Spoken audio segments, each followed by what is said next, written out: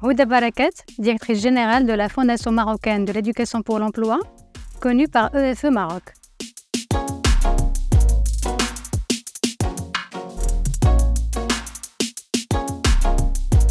Malheureusement, aujourd'hui, un jeune sur 4 au Maroc est en situation de chômage. Peu importe le cursus justement éducatif, privé ou public, peu importe les filières. Certes, il y a des filières qui connaissent un taux de chômage beaucoup plus élevé que d'autres.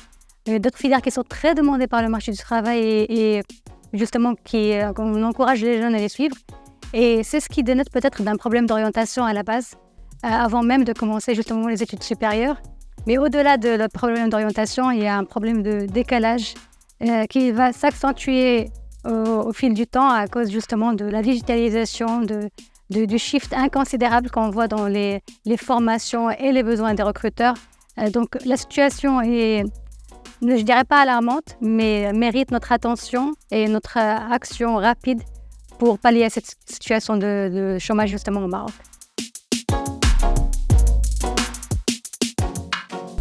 Les défis essentiels auxquels les jeunes sont confrontés aujourd'hui, c'est, comme j'ai dit, majoritairement le shift dans les besoins. Quand il y a quelques années, un ingénieur en informatique, par exemple, avait un délai d'une année après sa diplomation pour adapter ses connaissances, maintenant, les connaissances sont adaptées au jour le jour. Avec le développement technologique, ça nécessite vraiment qu'on soit à l'ère du temps et qu'on suit de très près les développements en termes de formation.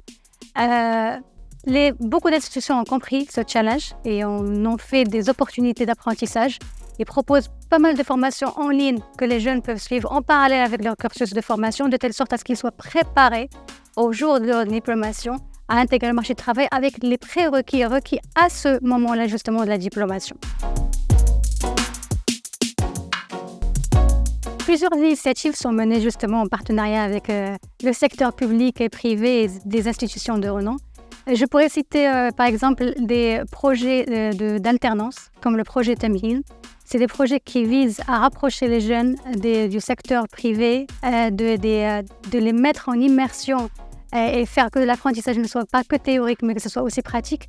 Et comme prochaine étape, justement, on voudrait que ce projet ne soit plus un pilote, mais que ce soit généralisé sur plusieurs formations. Il touche pour l'instant la logistique, l'IT, le développement justement réseau et le marketing digital. Mais si on en faisait un modèle de formation universel pour toutes les filières, ça pourrait répondre drastiquement à cette problématique de décalage entre les attentes des uns et des autres sur le marché de l'emploi.